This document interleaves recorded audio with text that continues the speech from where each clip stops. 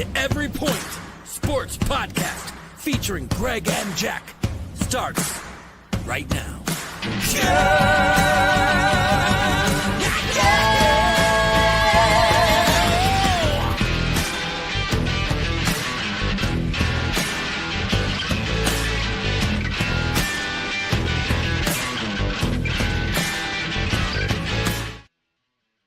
Oh, welcome in everyone to the Every Point Sports Podcast. I am Jack Stache from Fantasy Farm Sports, and we've got Greg Kratz of the OldGamerGK Entertainment with us today. How are we doing, Greg? Right. We're doing wonderful. We're doing great. Woke up to some shocking news that we'll get to today, which got the blood pumping really quick. You know, usually I get up, slow. I drink my Carnation Instant Breakfast. I wake up, I shower, I set the podcast stuff up, and then me and you, before the podcast, we'll talk a little bit. Today, I woke up. I got a text from my buddy Nick. Did you see the Luka trade? I was like, no. I turned it on, and then from that point on, couldn't wait till we started the podcast. I have been on pins and needles since I woke up. I am psyched. I am full of energy. I am ready to go. So if you guys are wondering what we're talking about, Luka Doncic was traded from the Dallas Mavericks in the darkest part of the night and sent to the Los Angeles Lakers for Anthony Davis. There are other compensation pieces, but we are not concerned about what those pieces are because it's not like a 2-for-2 or a 2-for-1 or all this great. It was a three-team trade, by the way. Huh? Three-team trade between Lakers, Mavs, and the Jazz. Yeah, so, the Jazz. So you guys know. Always get I don't even think anybody knows who the Jazz got. I really don't. They don't even know who the Jazz got. They don't. Jazz are the team in the NBA where people call and they're like, "Hey, look, do you want to be in the news? No one else watches you." And they're like, "Yeah." They're like, "All right, well, we'll give you a 3rd-round pick, and we just need money compensation." They're like, "Yeah, let's do it. Let's do it." Which is sad because they were a story franchise with Stockton and Karl Malone back in the day. Growing up, they were good, really, really good team. I mean, say what you want about either one of those players, they played great together. They're not a bad team now. They got Colin Sexton. They've got John Collins. Like, they're a fine team. They have pieces. But so, I mean, what do you think about? Go ahead. Let's go with this. All right, my take on the whole thing. First off, this might be the biggest trade in NBA history. By the way, it might be. A lot of people are saying it. I'm trying to think of something bigger. I can't. You got 2 top 5 NBA players that switch teams. Unreal. But my take on it, here we go. I think both teams won. And my reason for that assumption is the Lakers were getting old. LeBron James, he's almost 40? Is he 40 yet? He's got a birthday coming up. Yeah. Old. So he's old. He's 1-2 years left, max. They don't have that transition player. Now they have that transition player. And they already have a transition player that is branded globally. Listen, I don't care if they don't win another championship with him, but the bottom line, they're going to be in the positive. So that's good for them as far as money wise. He's going to sell jerseys. He's going to sell tickets. It's Luka. He's going to be there as long as he's healthy. That has been a knock on him. As long as he's healthy. But anyways, so as far as transitioning to that next person from LeBron, they did a great job. Got another top 5 player in the league. Well, in turn, they had to send a top 5 player in Anthony Davis. Well, the Mavs, they made it to the NBA Finals last year. They made it to the Western Conference Finals 2 years in a row, or 2 years ago with Luka. Their big thing was, they could score points, 100, 110, 120 points a game in the playoffs. They can't play defense.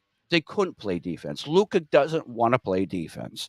The GM came out and said championships are won by defense. The Mavs GM came out and said that championships are won by defense. Just wanted to repeat it just so everybody heard me. All right. Mark Cuban does not own the Mavs anymore. New ownership over there. I'm telling you, if Mark Cuban was still there, this would have happened. It would not have happened. Luka Well, he's would not a have been there. minority stake. He doesn't. Yeah, He doesn't. but have he's the not. He's big not. voice. Yeah, he's not the guy running the show anymore. If he was running the show, this would have never happened. Just to let you guys know. But anyways, they get a top 5 player back with Anthony Davis. He can score. He can't score as much as Luka, but he can still get you 15 to 20 points a game. But you're getting a rim protector. You're getting a defender, something that you didn't have before. And then now you pair him with Kyrie Irving, with Klay Thompson, who both of them can play defense. They showed they could play defense. You got a different team now. You got a team that their philosophy is going to be different. Their philosophy is going to be, you know what? Let's protect the rim. Let's control the ball and go down and score. It's not going to be these fast breaks. Let's score 120 points. Let's outscore these guys. Yeah. Yep. So that is my take. Let's before we get to your take here, let's take a couple comments here. All right, here we go. We got Chef Nick, Luka. We got another one here. Clippers ended up with a slice of the action too at the trade. That's true. I forget who they traded a draft pick away for something. 270 pounds. He can't play defense. Well, true. But his true playing weight should be more towards the 240 mark, not 270. Just saying. And Kyrie never had a big like this, so it'll be interesting what they do. So Go just ahead. Here's what's interesting. So Dallas made the phone call. Mhm. This wasn't the Lakers trying to shop Davis. You know, I know there's reports out there that, you know, sometimes LeBron gets frustrated with Davis's aggressiveness at times during the season. Some of that was reported from last year. Some of it has circulated now that Davis is gone, that sometimes LeBron will become frustrated. The Lakers did not make this call. They were basically kind of just going through their season, and Dallas called them about Luka. This was not much of a negotiation, right? So this wasn't, people are like, well, was LeBron involved? If LeBron was involved, he probably would have been more apt to want Kyrie Irving, right? Kyrie and him won a title in Cleveland. Kyrie and him have patched things up. If you were going to try and trade away Anthony Davis and make other moves for the team, right? And change positions again like he can, he probably would have made the move for his buddy he knows. Yeah. I I just want to say something really quick about the whole LeBron thing that you said. LeBron had no idea. LeBron didn't find out until this morning. He didn't even get a call from them saying that this was happening. Yeah. So just so you guys know, Dallas, but I think the most important thing, get rid of the money, get rid of the players, get rid of all the things. The team that has spent the most years and the most time with Luka Doncic made the call. Get him out of here. Out. We're done. He's a perennial all-star who's due a supermax at the end of the season, and he drug you to the NBA Finals last year, and they went, get out. That's crazy. Like, you really have to, I can't state it enough, right? And so the two words that come to my mind when I think of what the Lakers have taken on here is buyer beware. Because I think you took on a project and you think you got a gift. I think that the Dallas Mavericks, yeah, that's right. It was 345, but now that he was traded, he can't get that extreme supermax. That there's a clause in that whole thing where if you're a player that's traded, you can't get that extreme supermax, whatever they call it. That's true. But he's not going to get the 345. He was going to there though. You're right. So I think the Mavericks run their team and they treat it like a team. They don't treat it, it's not player run. It's not any of this stuff. It's player run. It's team. The Mavericks are almost like, they run it a little bit like Miami does. Best fits for the team. To me, I understand that I said that the Dallas Mavericks made the phone call, but who was the one that pushed the button and made them call? To me, it's Jason Kidd. This has Jason Kidd written all over it. Mark Cuban brought in Jason Kidd to help with the general manager and work as a cohesive unit And I think he'd be the only one that has the clout to walk upstairs and go, you know what? I'm done with Doncic. And they went, why? Because I think there's probably been a couple other instances where people weren't very happy with his attitude, or, sometimes the European talent get a little the nose up in the air, and then all of a sudden there were whisperings and difficulties with Porzingis in New York. By the way, he was a star at that point. There were problems with Porzingis in New York. They moved on from him, right? They moved him to Dallas. Dallas did not keep him as well, right? So there's two European players now where general managers have gone, you know what? You're not worth my trouble. And this is a top 5 player in the league. The Atlanta Hawks have had difficulties over the past couple seasons. I mentioned them because they haven't thought about getting rid of Trae Young. Not at all. Not for 1 second.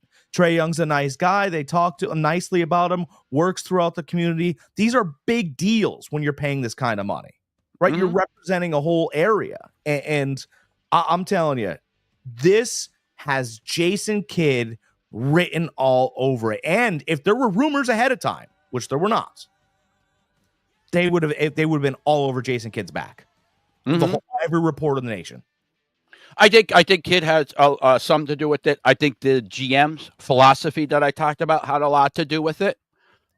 He was just kind of done. Like smoke. What's that? To me, that sounds like such smoke. Oh, well, we want to get better defense. I'm like, brother, he's not even on the court. Well, no, he didn't say we need to get better defensively. He said that defense wins championships. So that's to me, that's his philosophy. Is the same that Tibbs has.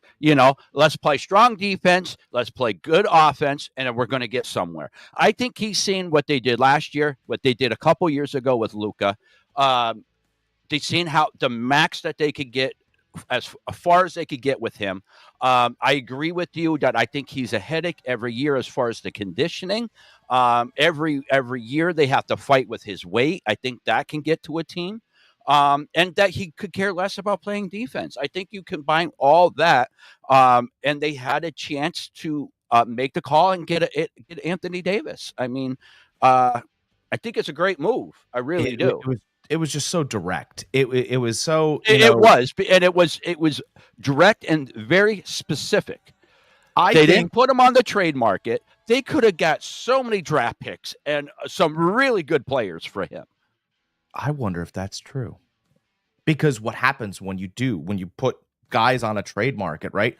There's an investigation. There's a very long investigation that teams do on that player. And, maybe Luka's got stuff coming up that we don't know about. Maybe these injuries aren't very good. Maybe he is 40 pounds overweight because when you start doing and picking and prying, investigate, they picked a guy, by the way, who's a little bit older, in Anthony Davis, and also injury prone himself. Maybe that was the best they thought that they can get.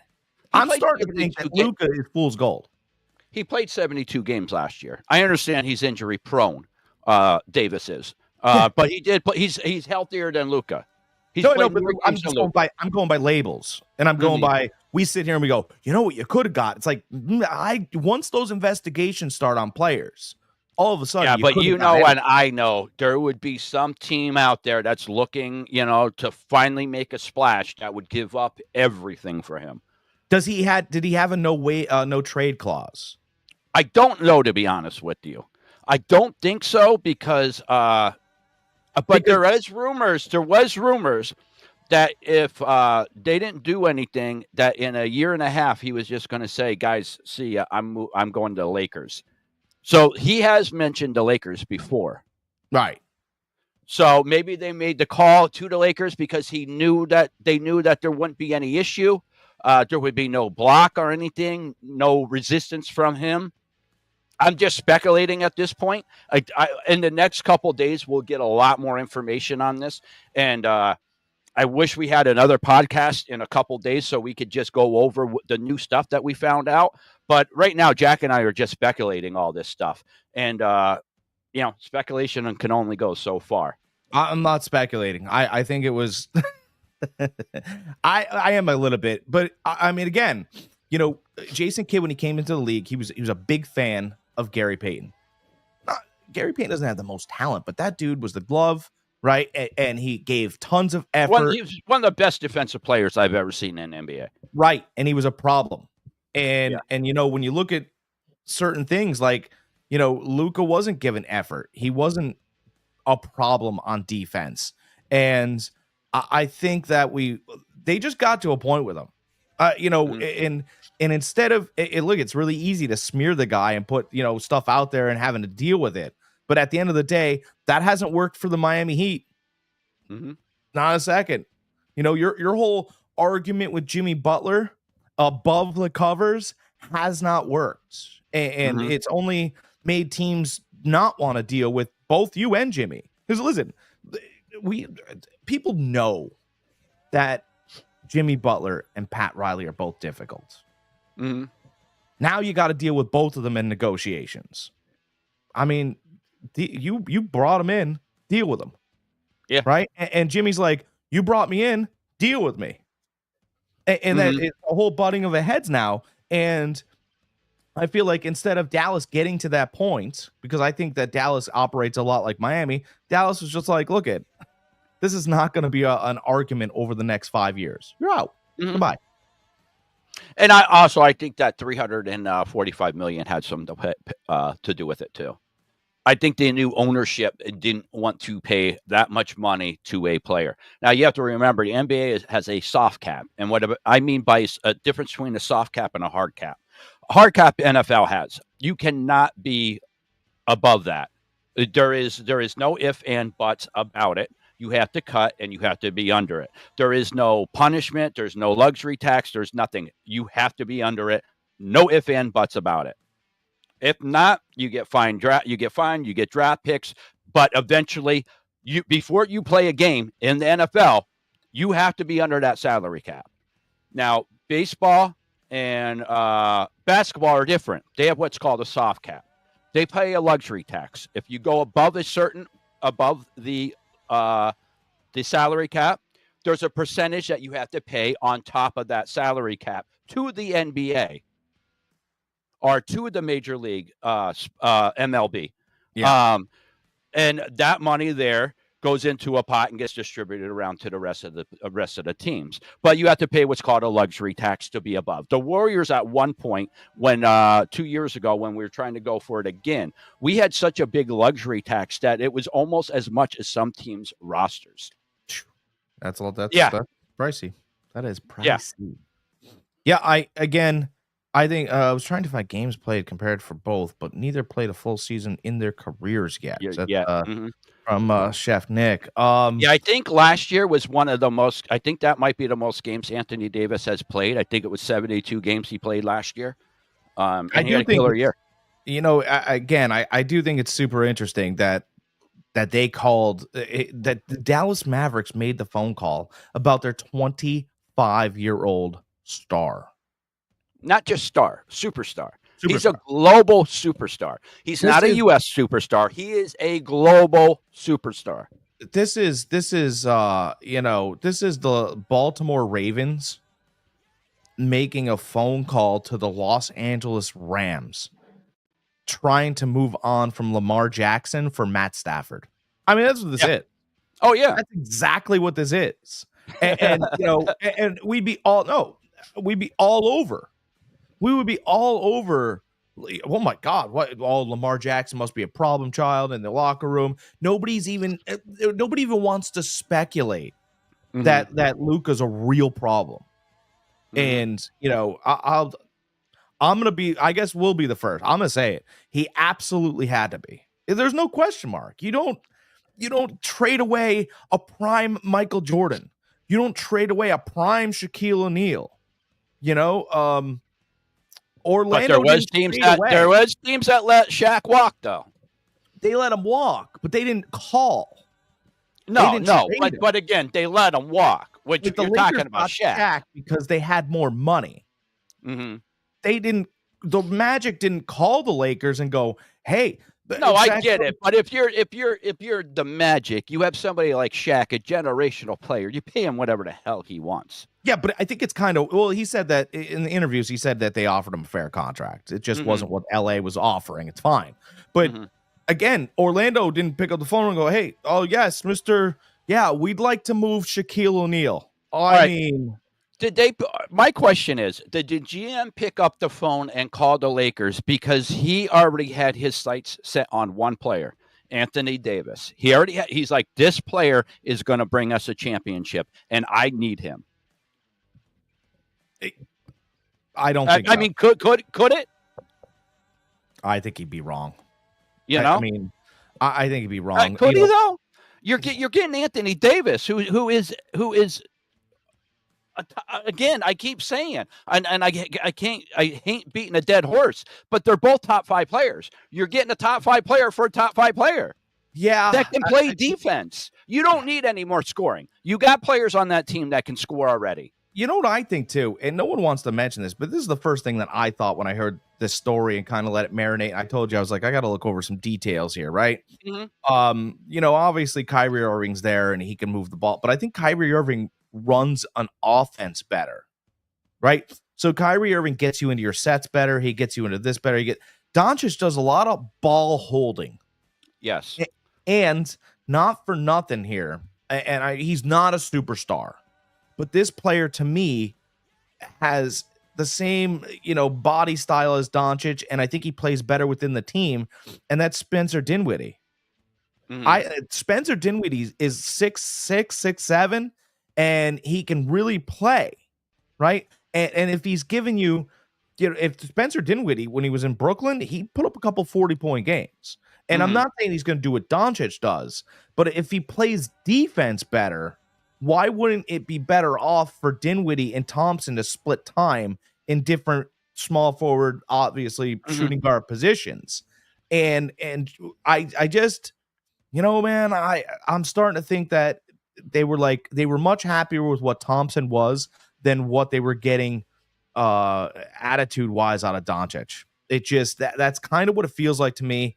Buyer beware for the Lakers, because although you feel like you got this golden goose, right? And once he gets there, look, everybody's looking at him. Oh, Luka Doncic, right? And then you go to pet your golden goose and he bites you.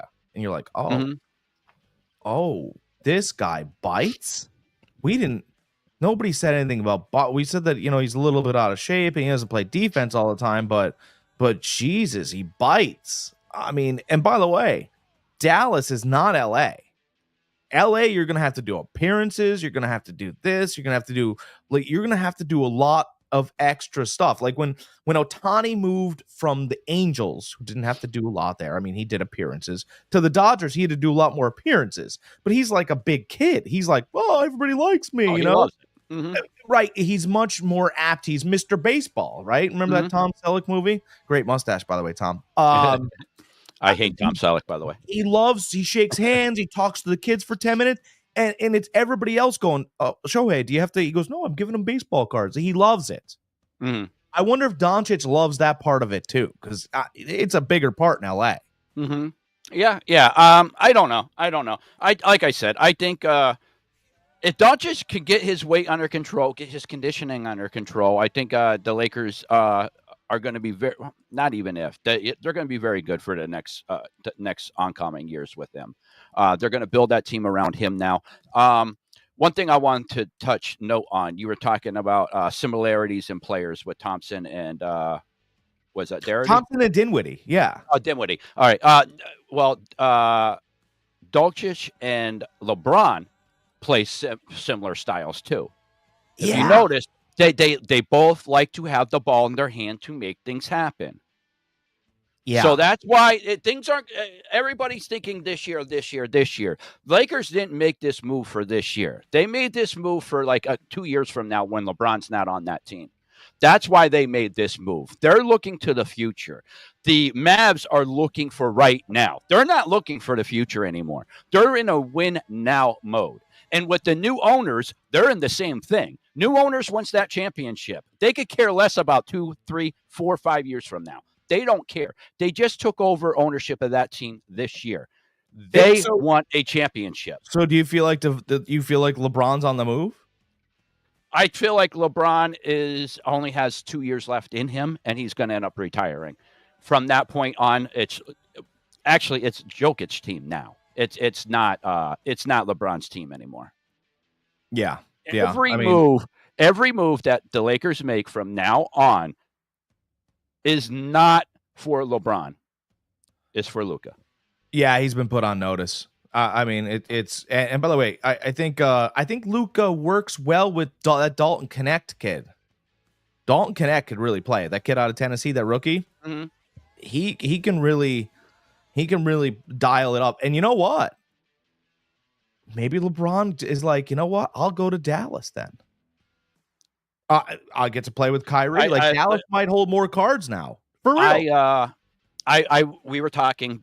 Jack and I talk a little bit before the podcast and stuff. Sometimes that's why we start off so late, because sometimes we get going and we don't realize the time that we're spending. But I mentioned how every year for the last, I think, 4 years now, the Warriors have been calling the Lakers about LeBron.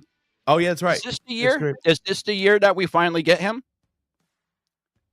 I mean, it could happen. I mean, what are you giving up?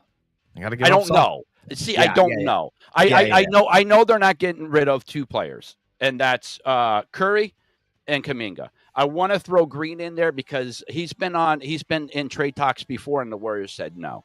So I want to say there's 3 players on that team that's untouchable. Definitely 2. Definitely Curry and Kuminga are untouchable. We'll throw Green in there as a 3rd. I think anybody else on that team is fair game. I'm gonna tell you. Plus draft picks. Now we own all of our own draft picks. This is why I think Draymond Green is untouchable. By the way, I just want to put this out there. I think Draymond Green's untouchable because if Steve Kerr wants to take a day off, Draymond Green runs practice. Mm-hmm. And Steve Kerr doesn't have to. He goes, yeah, just come on. Let me know how things went. Because if things start to get a little lackadaisical, Green won't have that. Yeah, he really won't though. Yeah, it's not going to go well. Mm-hmm. It's not going to go well at all. And it's. I can tell you what, Green would be a nice fit on that Lakers team. Because there's not too many people on that team that can play defense. He would be one of them that would be a defensive player. And we talked before, for his position and his size, he can distribute the ball. He could, and he can shoot the ball. So, I mean, you could argue he's the smartest basketball player in the league. You could really argue that. He's very smart. He gets under people's skin. He's that guy. But I mean, he runs the timeouts sometimes. Mm-hmm. I mean, he's almost short of grabbing the clipboard from Kerr and go, yeah, but they're doing this. And Steve goes, oh, that's what you see? Okay, well then we'll shift it this way. I didn't know that. He goes, yeah. He goes, he's been tugging on my jersey this way. So okay. Mm-hmm. Well, you're a coach in the game. That's so valuable. Yeah. Absolutely. And that his antics do become a bit overbearing at times. Sometimes. Look, you got to take the good with the bad. We understand that, but if you're trying to tell me somebody else wants to win besides Draymond Green, I'd argue that. Yeah, I'm a total agreement. But yeah, I think he would be untouchable, but he would be a good fit over there on the Lakers. He's a bit older, so you wouldn't be building for the future. You would be for the next few years while LeBron is there. I don't know. I just to touch on what Nick said, he's already LeBron's already trying to sign a contract. I don't know why the Lakers would do it. I really don't. I don't understand why you would pay him again. You're already transitioning to somebody that plays the same style he does. The only way I see it work if LeBron takes a step back and says, "Yo, this is your team. I'm gonna play Robin." What's going to happen here? I think that the Lakers could run into a New Orleans Saints problem, right? Where, eventually you went, oh, Drew Brees, you don't have it anymore.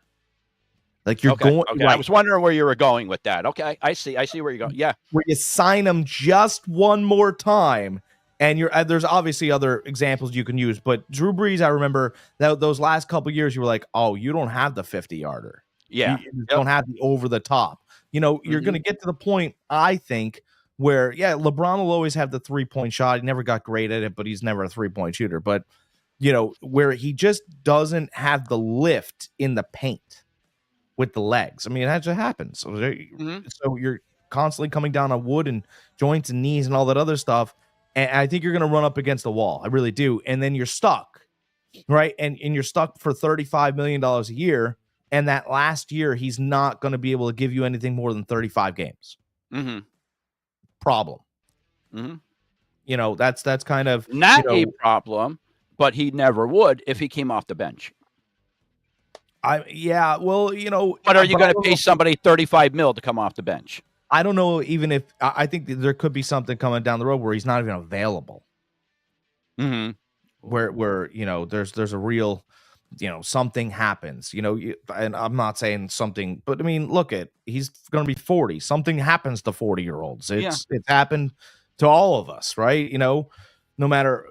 I don't know what you're talking about. I'm 49. I'm getting in better shape every day. So. Oh my God, that's not. I'm getting younger, not older. Oh, Benjamin Button. All right. All right. So, to put a bow on it, I think that I really will have to see. But to me, I think Dallas won the trade and the Lakers got hosed. I something tells me if Jason Kidd has his thumb on this, which I really sold on, if Jason Kidd is the one that manipulated and maneuvered this and picked Kyrie over Luka, or something happened there was a disconnect, or phone calls weren't answered, or Luka, there's a lot of muscular conversation lately with athletes that we didn't think would happen. Maybe Luka, there's a story about to come out. I don't know. That's speculation.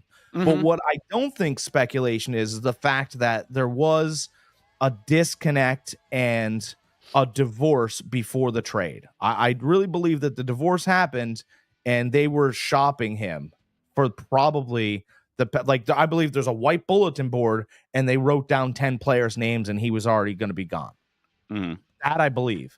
Listen, I think Jason Kidd is a fair coach.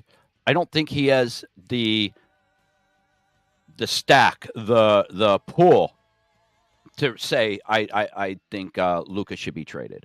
I don't think he does. If this was Phil Jackson, I'd be like, you know what?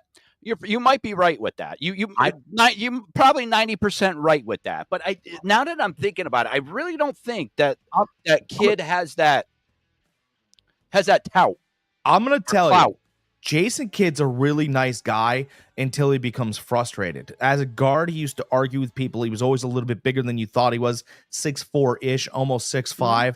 When that attitude came out, he'd be like, yeah, you want to, let's go, homie. Like, he'd say that. And you go, oh, geez, we thought you were a nice guy. And he really wasn't. He chucked the ball at you a little bit. He has that mean streak.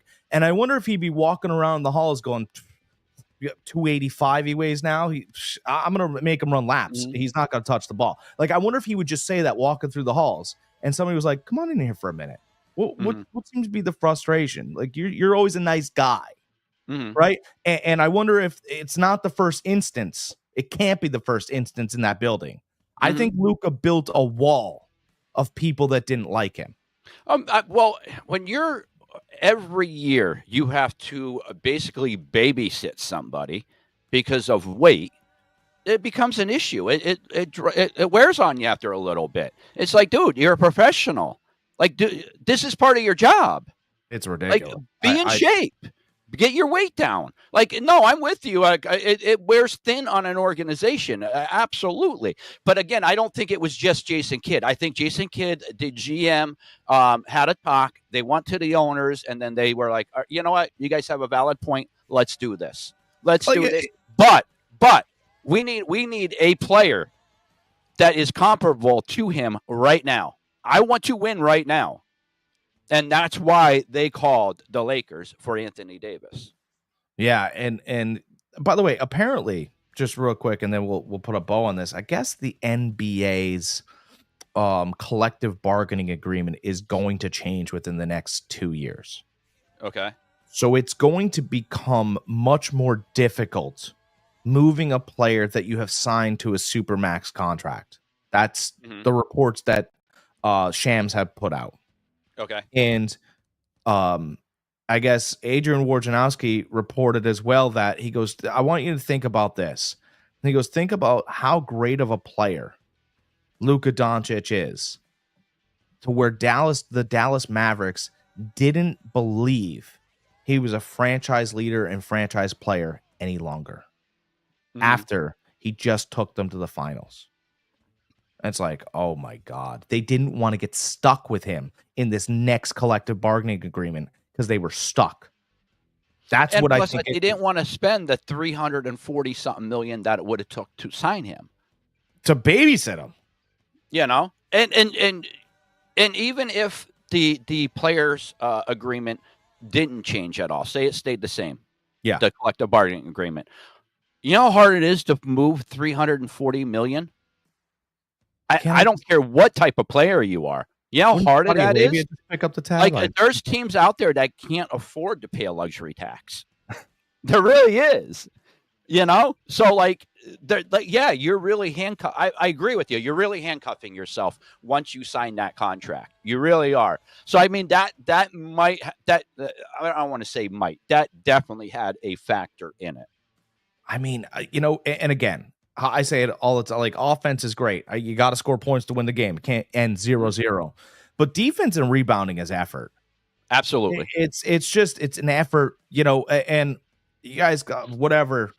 One of my favorite guys to watch play defense and just play the game as it stands. And he doesn't play all the time due to real injuries, not I went to the buffet and ate too much injuries. Okay.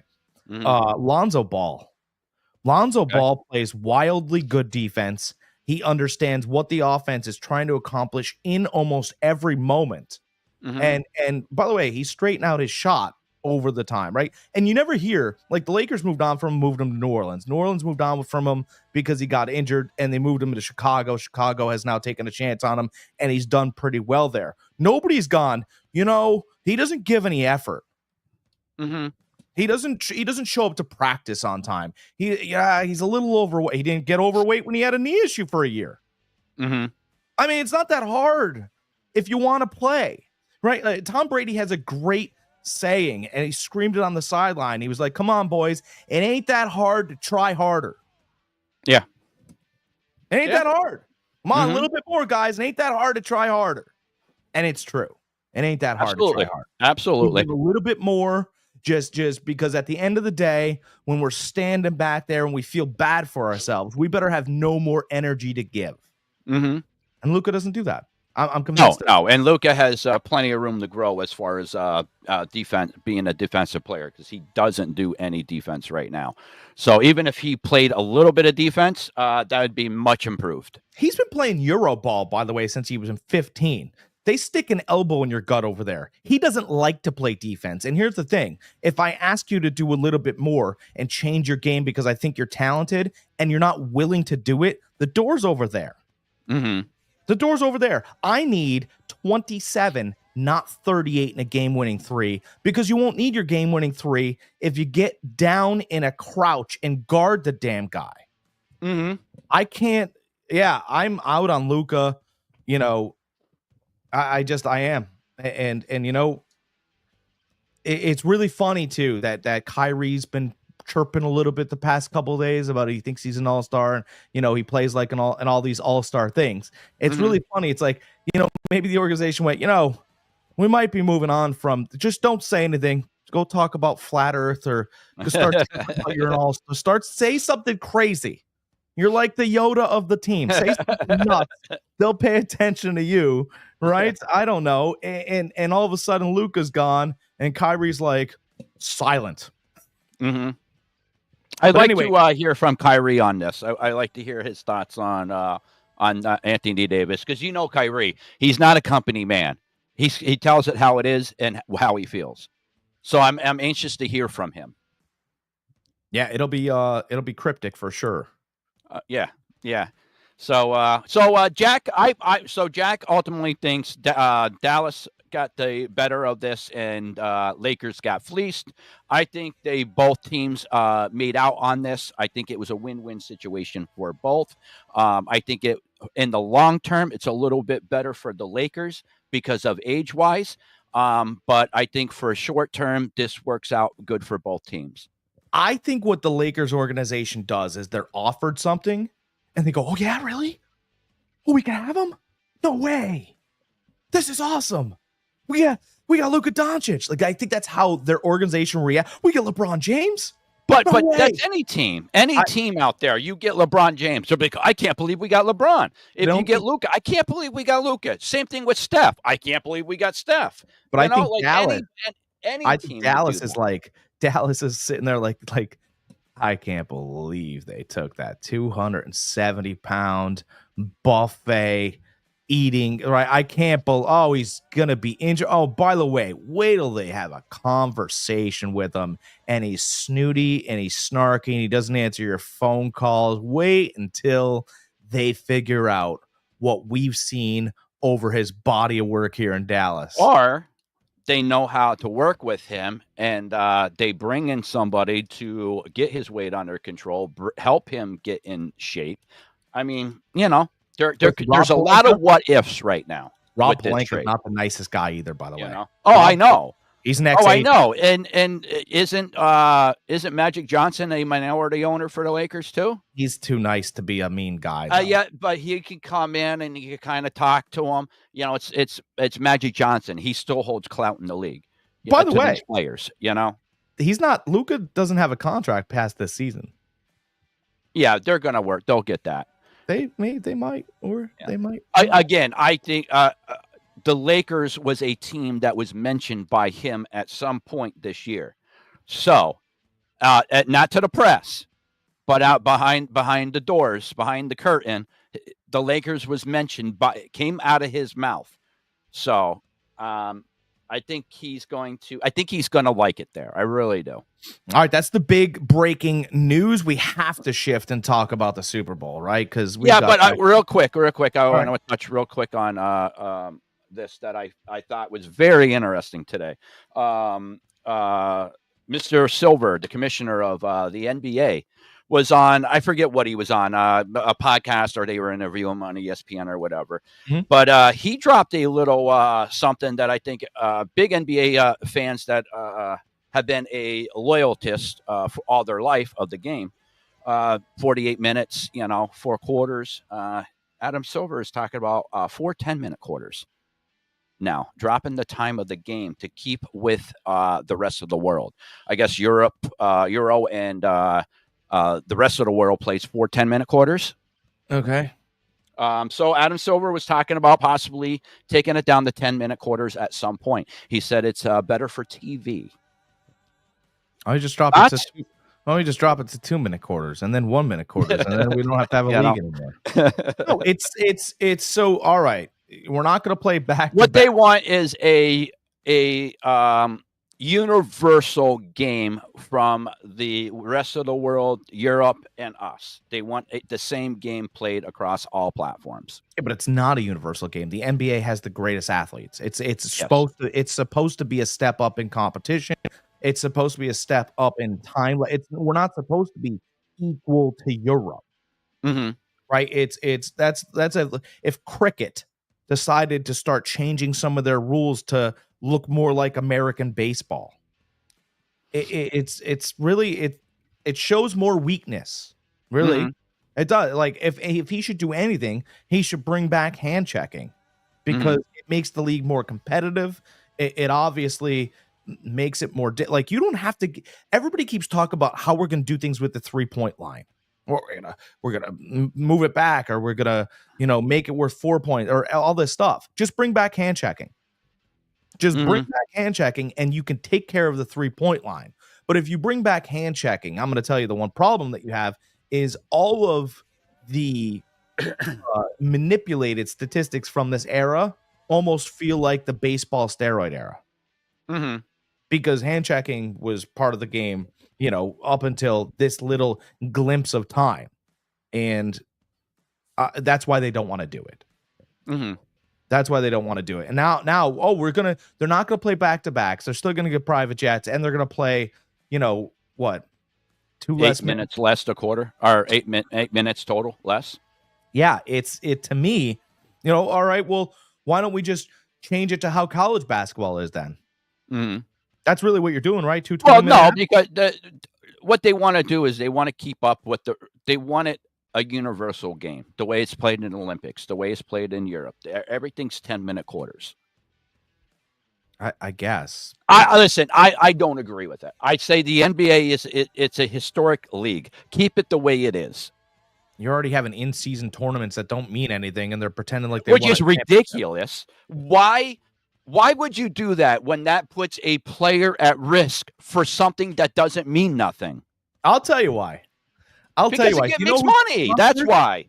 I'm gonna tell you why they did this in-season tournament. Did you see who sponsors it? Yeah. 410. Yeah, we just talked about that. 4 10-minute quarters. Yeah. United Emirates sponsors it, so Saudi Arabia sponsors that tournament. So the NBA is taking money and pretending like the trophy matters. Okay. That's just what it is. Yeah, it makes them more money. It makes them a ton more money. I don't agree with it. It's stupid. It's so stupid. Well, again, a little bit of what they're trying to do, and I get this, but they should, before you start changing things, how about you announce the rules to the public and we won't be as upset about it? Actually, Nick, I don't mean to cut you off real quick. You're right, but I'm going to get to this keyword entertainment when we start talking about the NFL. So, again, if you are going to allow certain rules, or you're going to allow different things to happen than what the public is used to, because we have busy lives. If you're going to allow different things to happen than what we're used to, so that we don't feel cheated out of it, how about you make an announcement and do a video and do this whole thing, a reveal party, if you will, of what the new thing is going to state? It'd be a great idea, right? Everybody's mad about, name and likeness in college football because they don't understand it. They don't understand how this college could get this money and this college gets this money and how are we pulling over here? There's no bumpers and no one understands it, okay? The NBA has wanted to shift almost to like a soccer format. They've been talking about it for years. Yeah, layman's terms so everybody can understand, right? Mm-hmm. They've been wanting to shift to a soccer format. Soccer format has these in-season tournaments, right? But no one knows that the NBA has been trying. By the way, in these in-season tournaments, there's a Group A, there's a Group B, a Group C. They also have that in soccer. Mm-hmm. That's how they're doing this. But they didn't announce it to you, the American viewer, and people overseas understand it, and you feel cheated. That's the problem here. That's the real problem. I don't feel cheated. I feel ignored. That it's meaningless. Well, the in-season tournaments are meaningless. The ultimate goal in any professional sport is to win the championship, win the Super Bowl, win the NBA championship, win the MLB championship, win the what's the soccer, the European championship, like that's the Euro Cup champion, whatever it is. Yeah, Euro Cup. Like that is your ultimate goal. It's not to win the in-season tournament. Unless you were trying to incorporate the rookies coming in, right, in your team in Vegas, and if you're trying to compile and work this whole different league and different thing, right? If you're trying to do that, it's fine. 7 different leagues, very confusing. Yeah, it's confusing to us because we don't understand it.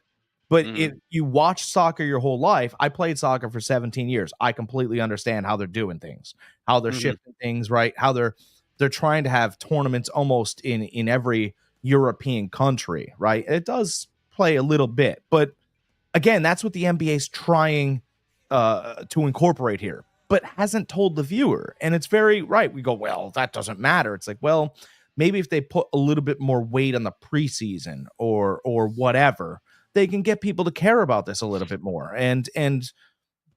But they're not. And because to us, the ultimate goal is to win the thing at the end of the year. Right. Is to win the big championship. Right. There's a beginning and right. There's a beginning of a book and an end of a book. And then, and in between, there's the journey. And that's the season. Right. But nobody, like your teacher never congratulated you when you got to the middle of the book. No. Oh, It's you when know, you I get got to to the the end, when you character's finish it. climax. Okay. Well, what happens after the story climb? Like, there's still this come down of the climax, right? So, oh, shit. It really is. It is BS. It's just a way for the NBA to make more money. That's all it is. Right. And we don't again, we don't like what's happened, and this isn't the only sport, by the way. NASCAR went to a weird point system and a playoff. But that I get. I get that. They tried making it more exciting towards the end. Tried making it more like a bowl, like a Super Bowl, like a bowl game or a championship. They tried making it more exciting. That I get. But as far as the in-season stuff, I don't get, because you're taking away from the ultimate goal, which is to win the championship. And not just taking away from it, you're putting your players, your superstars, at risk for a meaningless tournament. That's my whole point. That would be like during the what was it, during the World Baseball Classic, when they were making a big deal out of that. That would be like them having it during the NBA, or sorry, during the Major League season, and players wanting to play in that too. Yeah. No, you can't play in that because you're going to get hurt. Maybe they should do a preseason Or you title. could get hurt. Maybe they should do a preseason title. Yeah, see? No, I my teacher never wait, what? Met my teacher congratulated for taking midway through. I'm like, oh, okay. I think she just congratulated because you took the book. Look at that. You just changed the bookmark, didn't you? That's all you did. You just moved the bookmark to the middle, and you're like, I'm a speed reader. No, it's a good cheat. Yeah, but yeah, I mean, I think in general, what these sports leagues are doing overall is a good thing. As far as putting the pitch count out there for Major League Baseball, some things that NBA has done. I just don't agree with the in-season tournaments. I just don't. Anytime you put your players or your superstars at risk for meaningless games, I have an issue with. The NBA knows. And I'm not talking preseason. I am not talking preseason. Preseason to me is not meaningless. Preseason to me is team building. You get into repetition. You learn how to get out of the huddle, stuff like that together. I like preseason for those reasons. That is totally different than an in-season tournament. I do feel like the NBA knows they're in trouble though. They do know that they're starting to lose. They're starting to lose market share to NFL and now Major League Baseball. It just Major League Baseball has nipped certain things in the bud, and now there's an action play almost every third play or fourth play, right? Almost every other hit or every other walk. Baseball's starting to steal back market share, and the NBA doesn't know how to resolve the problem that they kind of were happy to have, right? Oh, we like player movement. Well, how's that working for you now? And oh, we like this. Well, how's that working for you now? Now they have this whole ball of wax, and they're split in 5 different directions. And again, split in 5 different directions is great as long as your viewer and consumers understand all of them, and they have become a bit confusing. And it's almost like if the Simpsons TV show that's run for the longest time decided that, in there's 16 episodes a year.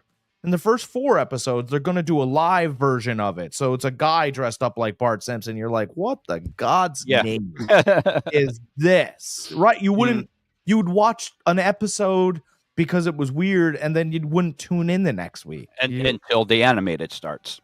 That's right. Tune in. That's right. Yeah, I agree.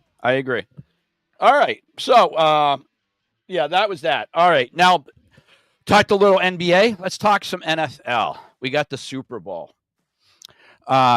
Before we touch on the Super Bowl here, I just want to throw out something that I just found out a couple days ago about the NFL. You know how the NBA, Major League, all now, they're a sports league, correct? They call themselves a sports league. You know what the NFL calls themselves? An entertainment league. Oh. And you know why, I think? when it comes down to the whole betting stuff, you can't get in trouble on a league for being an entertainment league. Oh. If it comes back that these games somehow was manipulated any which way, even a little bit, they can get in major trouble if they were a sports league. If you're an entertainment league, you're absolved of all that. That's interesting. I'm kind of throwing that in there because of we all know, as far as we all seen the Chiefs this past year, we all seen the calls that they've been getting. Now listen, I get it. Every game has calls, but you have to admit there is a little, to me anyways, and to a lot of other people, it does seem like the NFL is pushing for the Chiefs and has been pushing for the Chiefs all year. I have no stake in this. I am a Niners fan, as you guys could see in the back here. So I have no stake in the Super Bowl or the Chiefs run. We sucked this year. So therefore, take my Niners out of it. No hard feelings there. But I do think it is kind of fishy now that I see some of the calls. Some people are putting together some compilations of this, and it is really looking like some people are making a case. Even the Bills GM sent some film over to the NFL, and the NFL had some good things to say, and then they had some things to say that, well, we're sorry. It's just how it is. Yeah, it's what it is it's disingenuous. And, you know, if the Chiefs win, Pat Riley makes bank due to trademark clauses. Actually, yeah, he's got a lot of repeat things out there. Pat Riley repeat everywhere. Yeah. You know, it just, you feel cheated.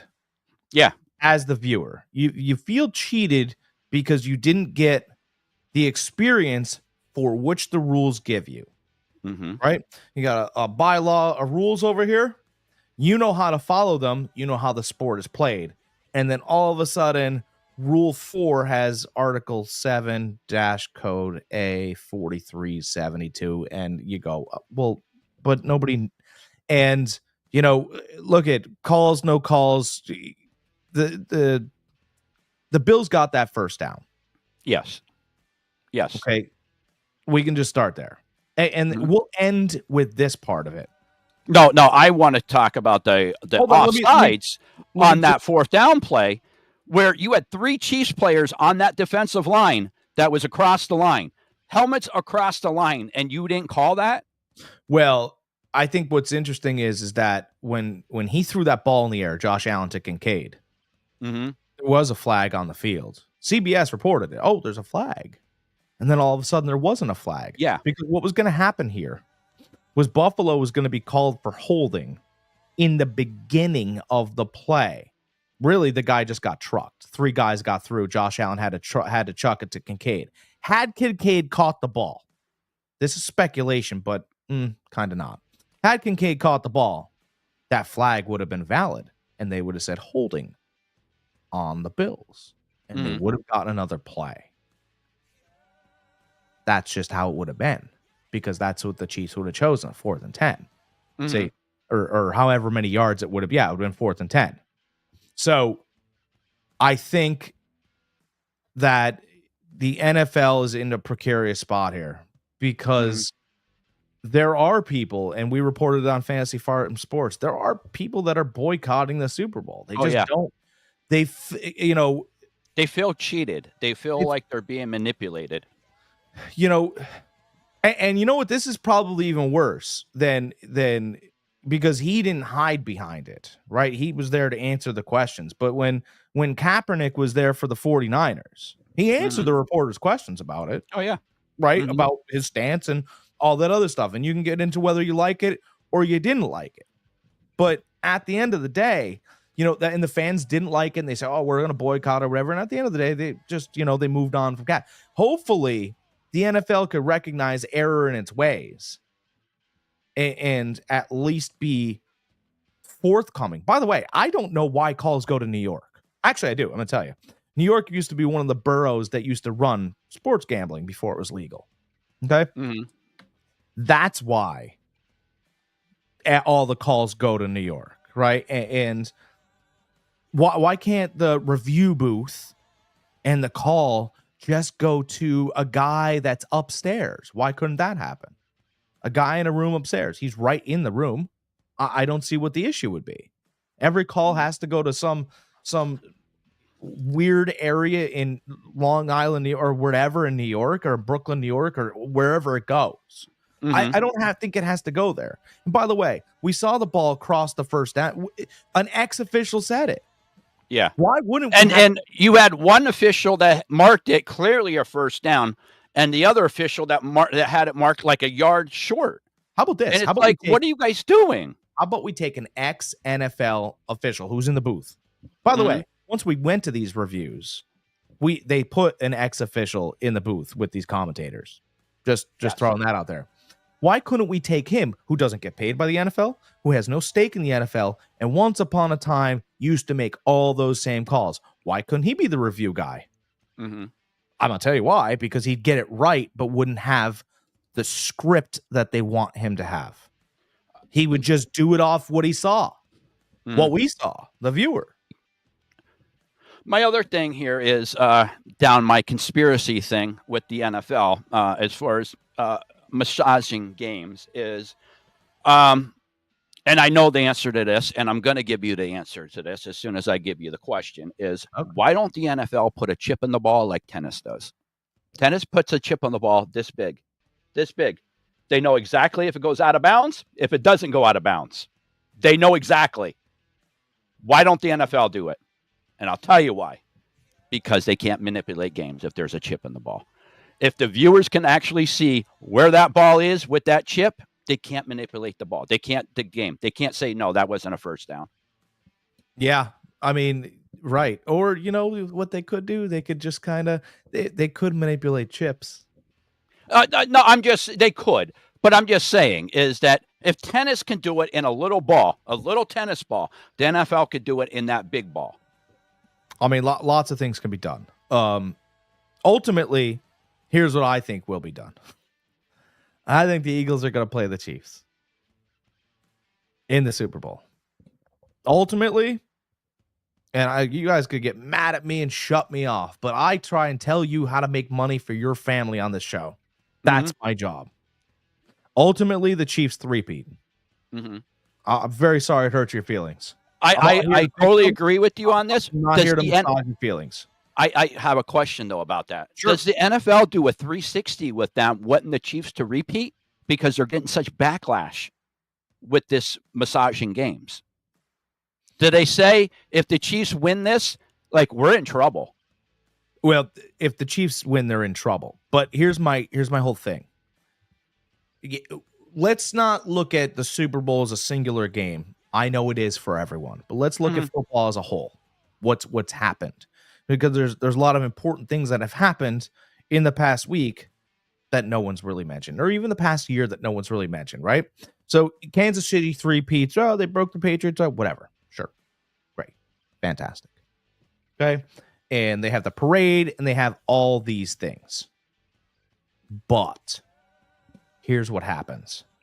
You do have to understand that the Chiefs now play in the most difficult division in football. Oh, yeah. It's Jim Harbaugh. It's Sean Payton. By the way, they play Smash Mouth. Yeah. Jim Harbaugh, Sean Payton. Pete Carroll's not coming to play patty cake, folks. No. Not at all. Pete Carroll's coming. And he's going to get that defense where they're hitting. He's going to get the defense up to snuff. He's going to run the ball heavily. There's already rumors of Najee Harris being signed there. And I'm telling you guys right now, for you fantasy football players, whoever the Raiders sign as far as the running back, take them. Yeah, that's Take sound advice already. So you know, if Kansas City does what I think they'll do, I don't think you're going to see them for another 5 years.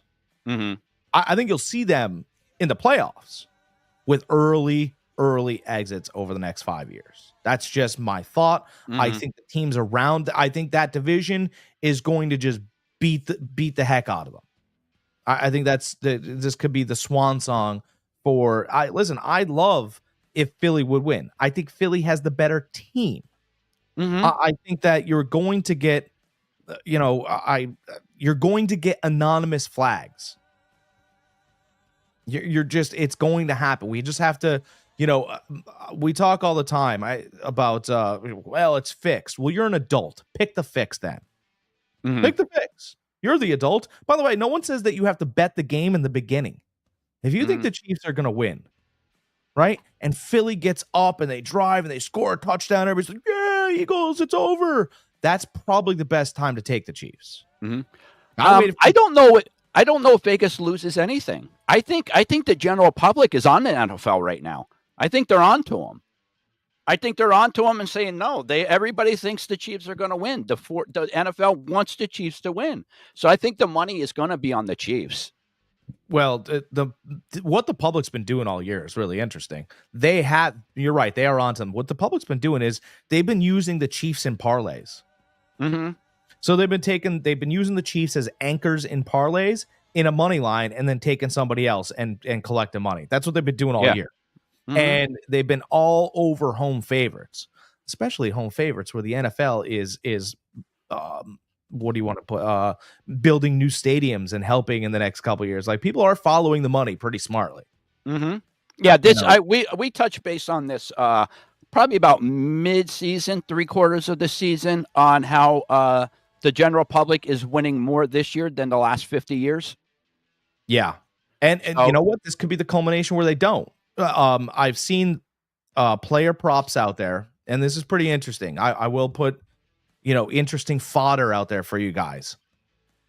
Patrick Mahomes is favored to throw, I think it's 242.5. Don't quote me. It's going to change anyway.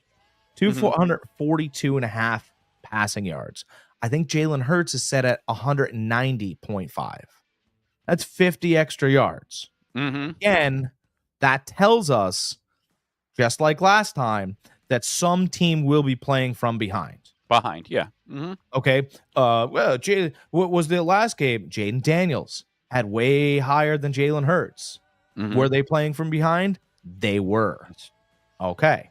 And it turned out with Kansas City. Oh, but they won the game, but they were playing from behind. You guys have to remember, it's 22-21. I had the Bills get 9. I didn't care. Yeah. At that point, I really did have the Bills, but I bet the Bills getting 9. Yeah, I had the Bills too. I had them. I forget at what, but I won easily with them. So I thought to myself, do you think the NFL wants? You have to think like the NFL, guys. Mm-hmm. Think like them. Do they want 2 blowouts in one game? No. Or one day? No.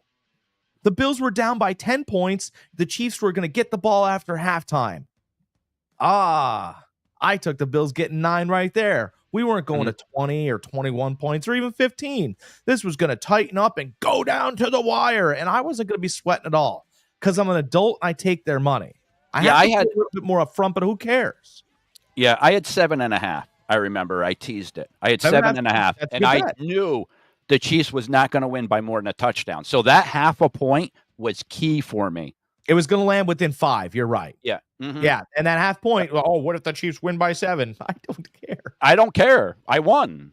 I won. Don't care. You can bet your heart, add a little bit of points to it, and still win. That's what's very important. Yes, okay? Absolutely. Absolutely. So this game's 1.5 points. The Chiefs are favored by 1.5 points. And I would bet that, look, if you want to bet and you want to bet on the Eagles, because that's what you're going to want to do, right? That's fine. I understand you're going to want to bet on the Eagles. You like the Eagles, right? If I were to bet on the Eagles, I would take some kind of 7.5 before the game. I would do that. Mm-hmm. So you're not really nervous. The Eagles are getting 7.5 points. It's 1.5 right now. Yes, you're buying up, but I tell people this all the time, and they look at me and then they understand this. When you go to purchase a house and the buyer tells you that they want $400,000 on the house, no one has ever showed up with $400,000.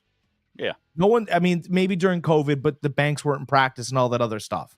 But what you do is you negotiate the house price. Hey, can we put some of this in escrow, or can I get some of this back tax money, or can I get this and get it down to 380? That's what you do. Mm-hmm. And that's what you should do when you put your money on line. You gamble as well. Don't take their line. Get the one that you think it's going to land on. That's how right. you win. Right? That's how you win. Right. So yeah. Take the Eagles getting 7.5. Maybe what if I have to bet $200? Then bet it. Yeah. Then bet the $200. Because this is not going to be a blowout game. I strongly believe the Chiefs are going to win this because the NFL wants it. But It's not going to be a blowout game. It's going to be anywhere from a 4 or lower point game. That's what to me. That's what it's going to be. And to be honest with you, Kansas City wins by 1. How about that? I mean, could the NFL just say, you know what, the general public is onto us. We need to do a 360. Eagles win this. Could they? They could, but I'm not. I'm telling you, I will have money deposited in my account because here's what happens. And you guys, normally this stuff doesn't happen, but you got to think, right? All of your betting services and devices are going to run slower that day because of all the people trying to move money during the game. Have your money in there. Have whatever you're willing to buy or what you need to purchase on points. Have the money already in there. Okay.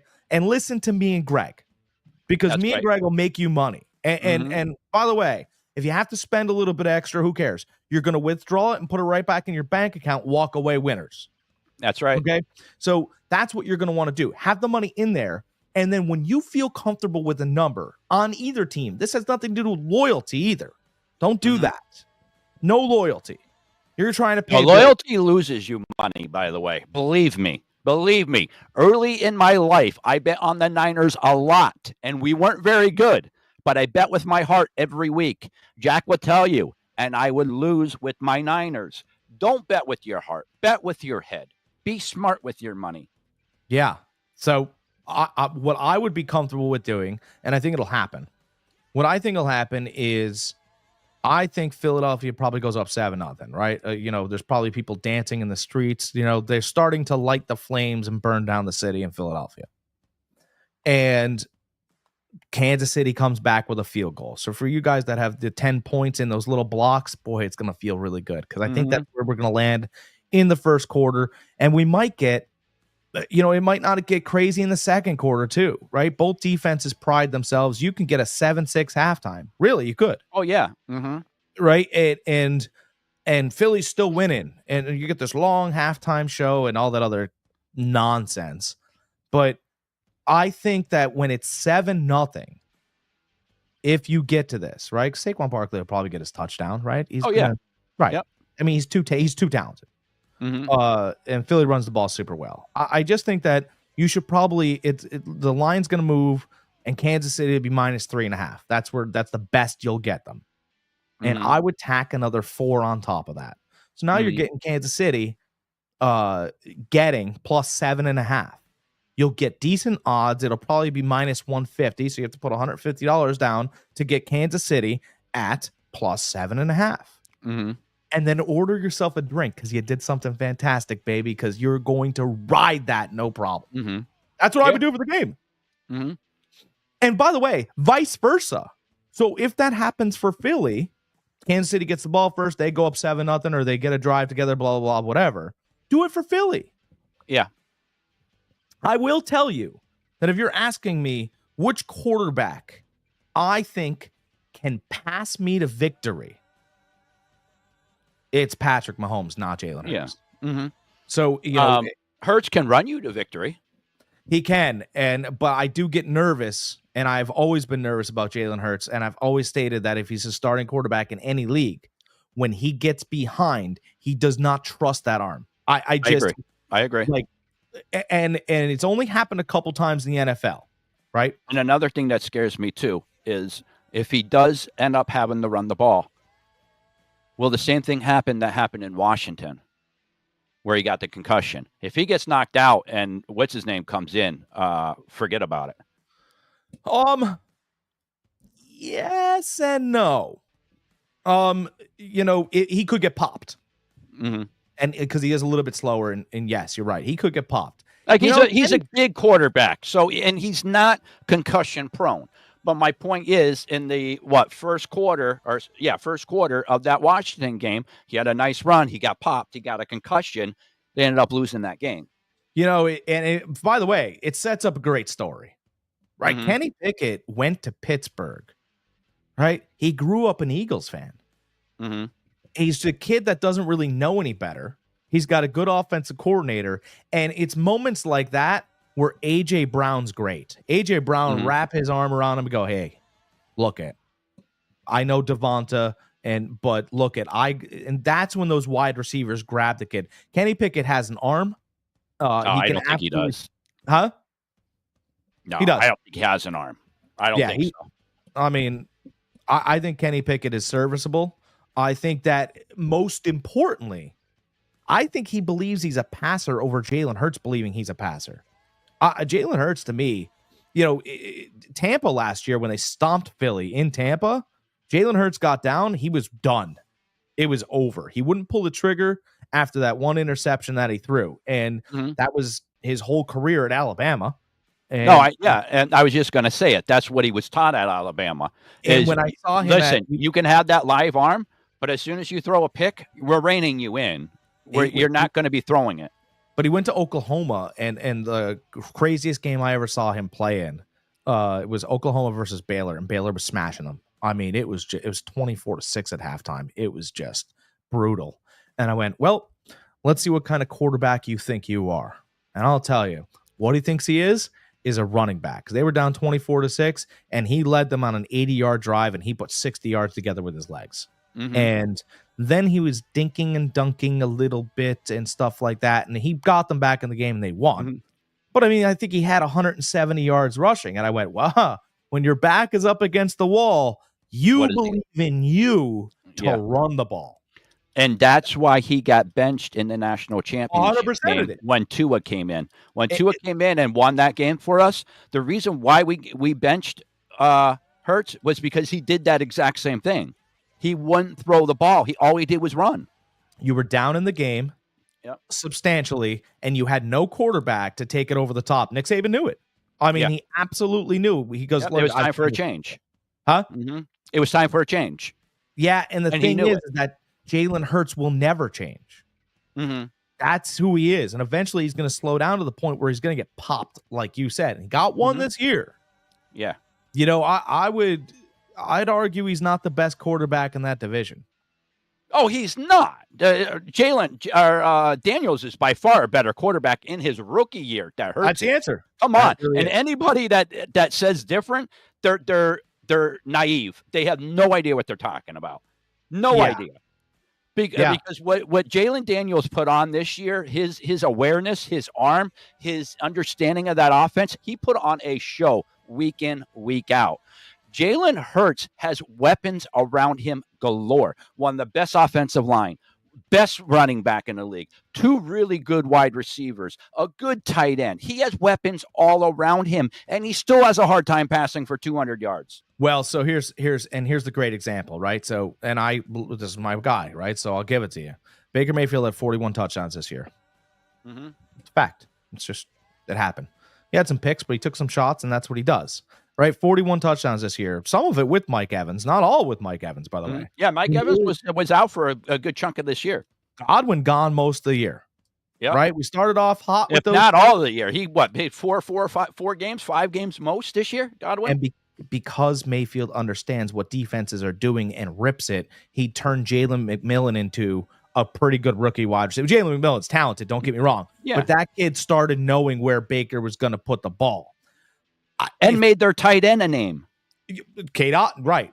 Yeah. But if Jalen Hurts had to be put in the same situation, could he? And I would say no. No. I would say no. And by the way, he would try. Listen, he's very competitive, and he will try. But again, he doesn't have the arm, and he doesn't believe in his arm. He believes, like Jack said, in himself and the legs. That's what he believes in, because throughout his whole career, that's what got him out of situations was his legs, not his arm. Yeah. And you can go back to Alabama and you could blame that on Saban. You can, because he had to draw Hurts in. If Saban wasn't there, I think Hurts would have been like Monroe was this year. An enigma, very good, but a turnover machine. Want to hear a crazy take? I'll give you a crazy take. I think Jalen Hurts is, and it's maybe insane, but I think Jalen Hurts is kind of like Jacoby Brissett, but with legs. Bigger. He's way bigger than Brissett. Absolutely. I agree. Yeah. Oh, yeah. Hurts is like 240 pounds. Hurts is huge. Brissett's pretty big too. No, he's small. He's a smaller running back or quarterback. All right, I'll find out. I just think that Brissett doesn't run, and if he run and was able to take the hits like that, like Hurts can, Hurts is a better athlete for sure. But I don't think there's a much of a difference there, to be completely honest. I think that Philly's team is stacked defensively. Jalen Carter is going to be a problem. I think that Blankenship, who's that kid from Iowa is very good in Philly. Deshaun. Yeah, Cooper Deshaun, fantastic in Philly. Unreal. What did I say pre-draft? You wanted I him. love the kid. I think that Philly's more talented, but if this comes down to Jay, and by the way, I want the Eagles. In case you guys are wondering who I'm rooting for, because I always give you my picks all year, and I tell you who's going to win and where to place your money. I'd like the Eagles to win another Super Bowl. I really would. Mm-hmm. I think that I think it'd be more fun. That we can get a little. I understand the Chiefs are dominant, and they're going to be dominant until Patrick Mahomes retires. But if we can have a little shakeup, it's fine. I think that it breeds a better league if we see a little bit of change, right? Mm-hmm. A little change of the guard, even though the guard is still there. I think that stuff is more fun. Three-peats are fun. I get it. The Bulls did it forever, but let's not compare Patrick Mahomes to Michael Jordan. And you know what everybody says? Go Eagles. Yeah, that's right. Gridiron's in the house, baby. Gridiron Man Cave. That's where we get all of our helmets. Eagles that's by right. 9 over Chiefs. What is it with you betting the Eagles over 9? Do you know? I know. He was right last week.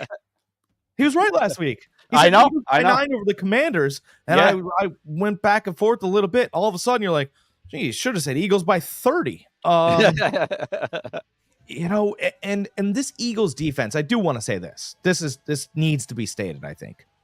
The last time a defense, in my opinion, that was this good walked into a Super Bowl against a super caliber player like Patrick Mahomes was the Legion of Boom.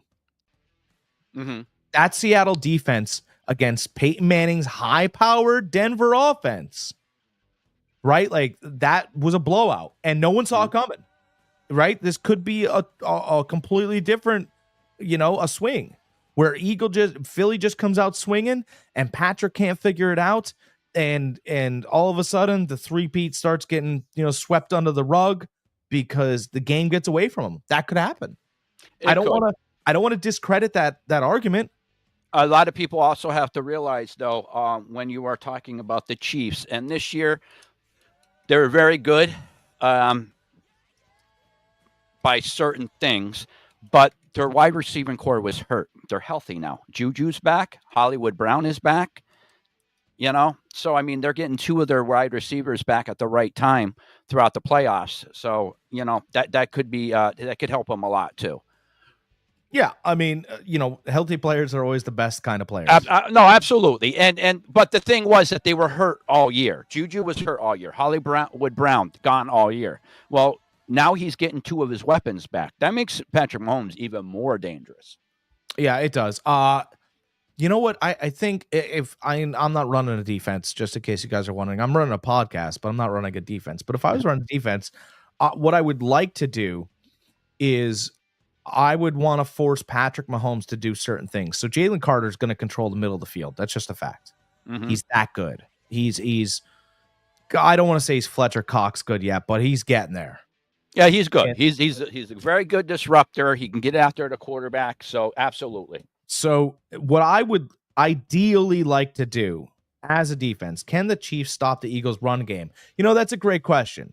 We'll get to that in just a second. Mm-hmm. I do believe I'd like to have Jalen Carter put pressure on Mahomes up the middle and then force Patrick to run left. So run my edge. I would want to run my edge rusher off the right-hand side if you're watching the defense on the TV. I would want that edge rusher to clear the edge and force Patrick to go left. If you force Patrick to go left, he's not as accurate throwing back across. That's obviously a right-hander wants to run right and throw right.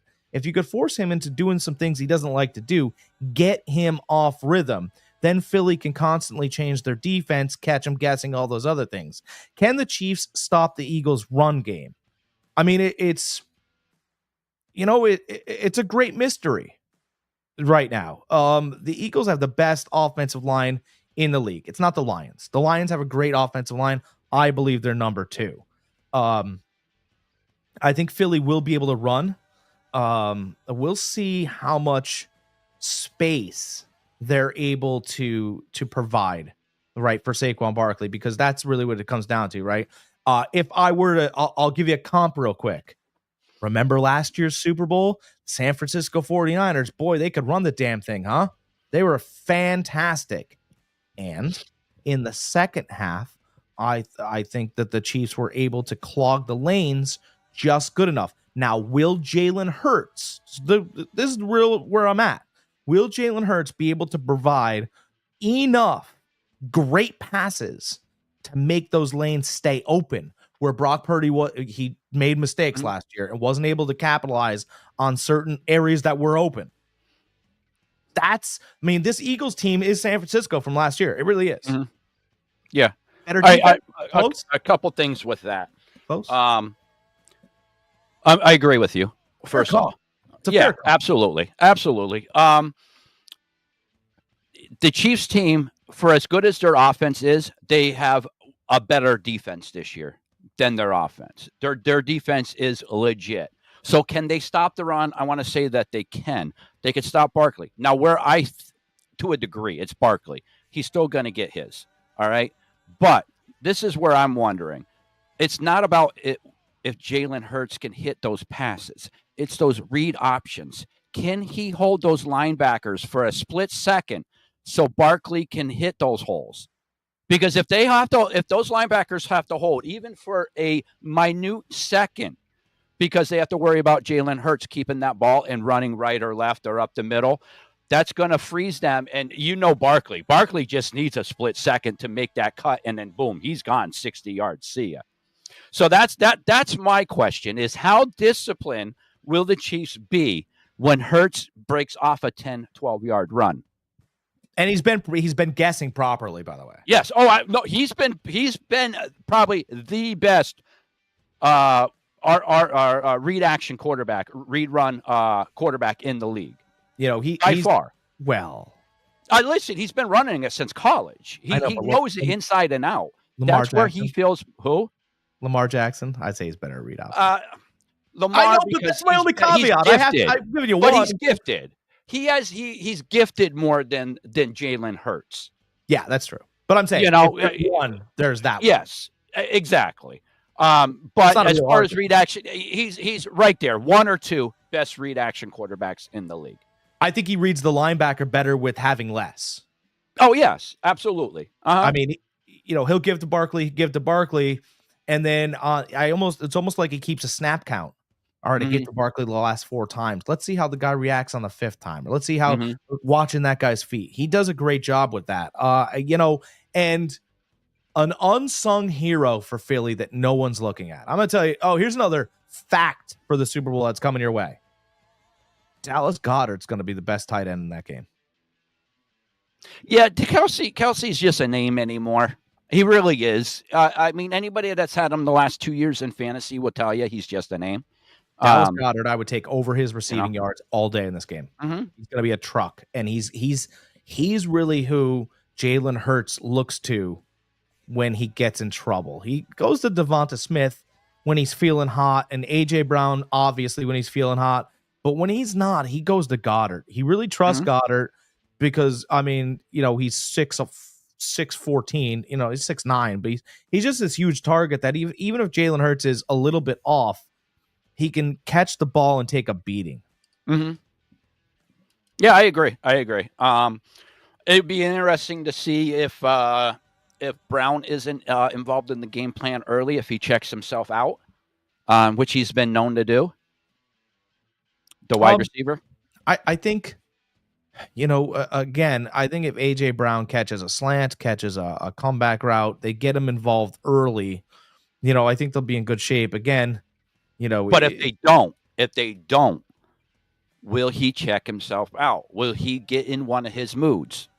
No, I think I think because regardless of how Philly wins or loses, AJ's looking for a contract.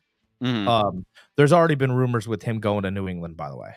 And Vrabel's not going to put up with him, doing whatever he wants to do. Vrabel's not, but he likes Vrabel. And maybe there could be. He has history with Vrabel. Maybe there could be a Stephon Diggs type moment with him and Drake May, right? So Drake May gets AJ Brown. This is just speculation, obviously. After this game, win, lose, or draw, whatever. But you're going to have to prove that you can do things like look at probably the greatest Philadelphia wide receiver Super Bowl was Terrell Owens. End of story. It basically went out there on a broken leg. I don't even know how he did it. You're gonna have to live up to that. Yeah. So, and you're built like Terrell, so you better put out like Terrell. Or Terrell, or however he likes it. Terrell Owens. A little fun fact on him. When he was coming out of high school, he was a big guy and everything. Didn't have the greatest grades or whatever. But when he signed his letter of intent, now he went to Tennessee State. Chattanooga. Tennessee Chattanooga. He thought he was going to go to Tennessee. He signed the wrong letter of intent. He thought he was going to Tennessee, not Tennessee Chattanooga. I'm dead serious. Oh, all right. This is him. Now, this carried all the way to the NFL. The year before he became a free agent with the 49ers, he didn't file his paperwork in time to become a free agent. So he was stuck with the 49ers another year. See that? Pure athlete, not a... So, I mean, I'm just saying, a little fun fact with Terrell Owens. Everybody thinks that Terrell is the guy that's working out in his driveway with no shirt on, being it's probably interviewed. He couldn't find the gym. He couldn't find it. But yeah, he thought he was signing a letter of intent to go to Tennessee. And then he missed his free agent paperwork by like a whole day. So he was stuck with the 49ers a year longer than what he should have been. Terrell, there's gyms out there. Nah, I'll just do sit-ups in the front yard in the middle of Philly. Is that a good idea? Is that a good idea, Terrell? Yeah, bring the ESPN camera crew. I'll do some sit-ups. I'll show them that I'm in shape. Couldn't go to like any gym in the city. He's crazy. Yeah. He was crazy, but he's crazy good. He was great. A guy that big, that fast. I mean, he was a freak before Calvin Johnson. I would argue, and I have before, I argue he's better than Randy Moss. And for this reason, before you guys start trying to kill me. You better hope Nick's not in here. I don't care. I'll tell him. So Randy Moss went to situations where he did, what did he say? What did he say? Good. A bigot. Well, how does that make me a bigot? Hold on. Let me at least explain my position. Go ahead. Randy Moss was a Viking. He was fantastic. By the way, Randy Moss got a phone call from Chris Carter when they drafted him. That's fine. Yeah, he's got a nice catchphrase. That's fantastic. So anyway, Chris Carter called him and he goes, Danny Green said that you could come here. He goes, I signed off on it. You're not messing around. This is my team. That was what he said. He went to the Raiders. Really good season there, huh? I mean, super talented receiver, just kind of quit on the team. Went to New England, had a career year. I get all of that. But, T.O. was exiled from San Francisco. Went to Dallas. No, he wasn't exiled. He left. He wanted to leave. He was supposed to take over for Jerry Rice. I understand. 1,000-yard, but that's not my point is he had a 1,000-yard receiver in San Francisco. Went to Dallas. 1,000-yard wide receiver in Dallas. Right? Jerry got sick of him or whatever happened. They sent him to Cincinnati. 1,000-yard receiver in Cincinnati. Wasn't even his team. Ocho Cinco was still there. Yeah. 1,000-yard receiver with Carson Palmer. I mean, by the way, you got to develop relationships. You got to learn all these different things, right? 3,000-yard teams. And just in case you were wondering, went to Buffalo and had a 1,000-yard receiver. I mean, brother travels pretty well. And Buffalo was kind of hilarious at the time. They weren't very good. Still 1,010 yards. He got over 1,000-yard mark, right? So my whole point is that he was sent to places that weren't advantageous for him and just worked hard and didn't quit. Randy quit for Raiders. See, where some people have a problem differentiate between talent and actual production. I think Nick might be one of them. Because like he still says Jerry Rice he's better than Jerry Rice too, which he's crazy. Jerry Rice holds every wide receiving record out there. Like he's not better than Jerry. Was he more talented than Jerry? Yes. Jerry Rice. You could say that about a lot of people that came out in the NFL about different positions. Yes, they might have been more talented, but did they do the work? Did they put the numbers up? Jerry Rice put up records in a running league. Yeah. In a running league. Like that's Dan Marino threw for 4,500 yards in a running league. Oh yeah. You know, Joe Montana had Jerry Rice. Yes. But he, they had him in a running league. Jerry Rice caught some passing at the end, right? 2 top 10 all-time quarterback stops. Yeah, but he helped make them top 10 quarterbacks. And Steve Young was nothing. Nothing. You forget he went to the USFL. He was drafted in the USFL. Then he went to Tampa after that. Did nothing. It wasn't even a starter. Steve Young's claim to fame before he was the 49ers was the punching dummy who threw the ball occasionally down in Tampa. Right? Yeah. He was most famous for being Brigham Young's great grandson. No, you can't even compare the two. Great grandson. That's what Steve Young was. Brigham Young's, yes. And he got good learning behind Montana. Montana got injured. They had this whole back and forth. Obviously, Young had a longer career ahead of him, so they chose him. That's really what happened there. Emmitt Smith was talented before he came to Dallas. He was a great college player. That's a fact. Otherwise, he wouldn't have been drafted, right, in the first round by Dallas, right? So, and obviously an offensive line helps. Every running back. I've seen really great running backs suffer behind a bad offensive line, Saquon Barkley. I mean, he's literally, last year he gave you a total of 1,200 yards, I believe, in New York. And now he's over 2,000. He's almost near 3,000 behind a good offensive line. So it's the player first. Obviously, you need the tools, right? You need to have the information on how to build the house. But if you don't have the hammer and the screwdriver and the stuff to set the frame, you ain't going to build a house. I don't discount Barkley because of his line. We all knew he was a great running back before then. Brady got knocked because of his defense early in his career. Not later. Brady eventually became that team, but early in his rookie year, his second year, his third year, and the fourth year in the league, it was about that defense. You're definitely right. It was. By the way, Tom Brady's on record going, those first couple Super Bowls, I was kind of just finding my way. I was telling guys where to be because it was my job.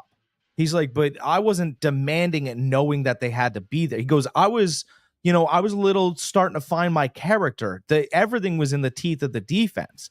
There's 2 careers for Tom Brady, right? There's the first 10 and then there's the last 10. And if Randy Moss had gone to the first 10 Tom Brady, I don't know whether that would have worked. Because Randy's a real strong personality and Tom wasn't there yet. And he would have ran him over. He had a bunch of nobodies for wide receivers. I mean, his number 1 wide receiver was Troy Brown. Right. Troy Brown.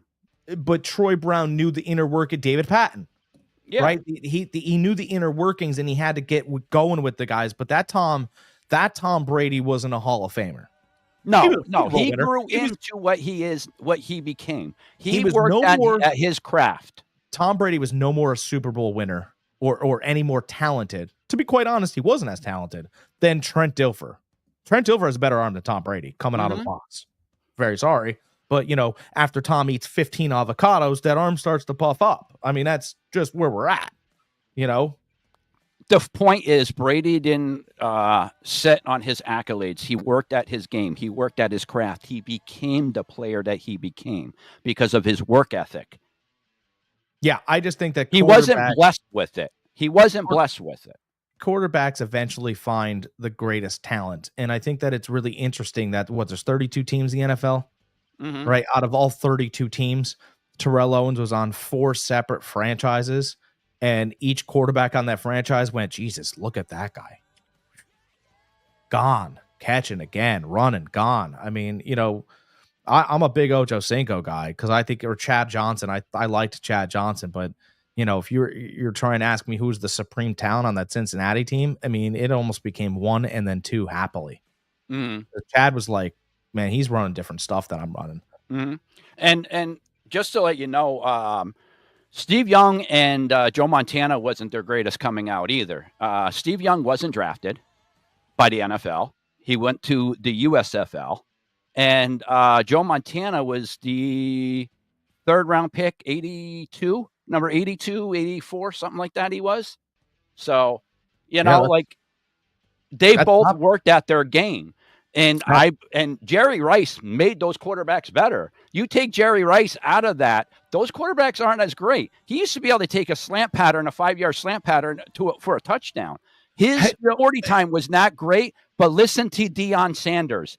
Deion said it best. He goes, throw Jerry's 40 time out the window because when he catches the ball, he runs a 4.140. This is coming from Deion. He has outran Deion. Yeah, Deion Sanders used to. He said Jerry Rice. I remember the one time when Deion used to play for the Falcons, guys. The Falcons used to be in the 49ers division, so we used to play them twice a year. So I have a lot of stories and great stories that I've watched with Deion and Jerry, but there are 2 of them I have for you real quick. One was Deion was all psyched up, going against Jerry. He's telling this story. And then they show the clip. He goes, I put my hand out first play of the game to shake Jerry. He looks at me, turns his head to the quarterback and doesn't shake my hand. Didn't want anything to do with me. He goes, next year we played. He goes, I felt a little animosity to him. You know what happened on that? First play of the game. He had press coverage on him. Fucking fist fight. Sorry, I don't mean to curse.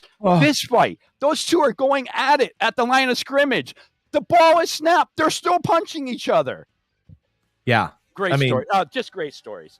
We forget about how great, Rice was, really. I mean, you could look at whatever player, recency bias, talent this way, talent that way. I asked some guys we just don't know. Here's a fun little statistic for you. And it has to do with three players, right? So you got Antonio Brown, Calvin Johnson, Brandon Marshall. Greg knows this answer, but each player, I believe the number's 83. Each player has 83 total touchdowns in their careers. And you're like, oh, okay. Now, if I were to ask you guys, hey, who do you think has the most yards? I would guess, just because of his highlight reel and everything, I would guess Antonio Brown. I would think Antonio Brown has the most yards out of all those players. A lot of yards after catch. For fantasy football and receiving purposes, he led the league for 3 years when Julio Jones was in the league, when DeAndre Hopkins was in the league, when Larry Fitzgerald was in the league. It was Antonio Brown. Okay. So I would guess him. Calvin Johnson obviously had great highlights with Matthew Stafford, didn't last as long. The answer is none of them. The answer is Brandon Marshall. Brandon Marshall has more yards than those players, and by a decent little amount too.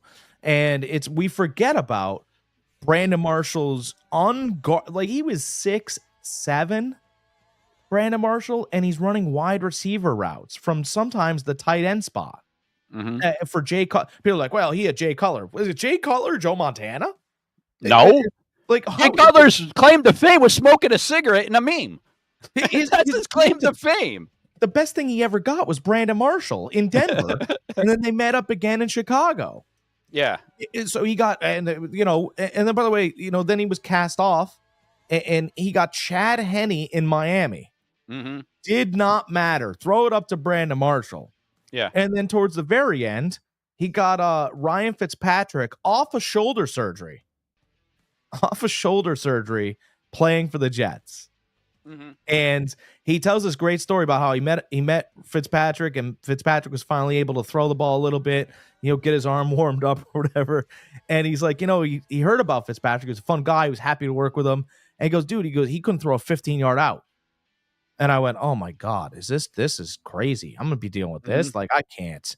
And he goes, as the days went on, he found out how great of a worker Fitzpatrick was, and getting the shoulder back around, and he started throwing some really good balls. But he goes, the first day I called my agent, I go, get me out of here. I wanted out of there so bad. But again, so his whole career, right? So Antonio Brown had Ben Roethlisberger. And then Calvin Johnson had obviously Matt Stafford. And Brandon Marshall had Jay Cutler, who, I mean, people argue with me, oh, he got Jay Cutler. Had Jay Cutler, Chad Henne, and Ryan Fitzpatrick. Would you please stop it? Brandon Marshall's like a dude, man. He's really that good. Oh, absolutely. No, absolutely. Physically, he was very dominating. Oh, physically. So, and yeah, people do forget about him. Real quick, I want to touch on you mentioned the Jets real quick, and I just want to throw something out that I wanted to talk about last week, and I didn't get a chance because it slipped my mind. But I love great stories in all sports, and as far as great stories, I really love when a team drafts somebody and they come back into the fold later on in their career, whether it's an assistant coach, a coach. Same thing with, people like their dad was in an organization for so long, their kid comes in, I like stories like that. I like, a story franchise bringing back an all-time great for something. And I think we glossed over last week when Aaron Glenn was hired by the Jets. Everybody forgets he was a first-round pick by the Jets. Yeah, I remember Aaron He was Glenn. a top 10 pick for the Jets. And he was an awesome cornerback for the Jets. So I just wanted to touch base on that real quick. That wasn't brought up by anybody. No media actually even covered that, saying that, he used to play for him, this and that. So I wanted to come out and tell everybody how great of a story this is. Really pay attention. It's a great story that a top 10 pick from a franchise comes back to coach them. So I love stories like that, and I'm pulling for him. All right, quick yes or no before we get off here.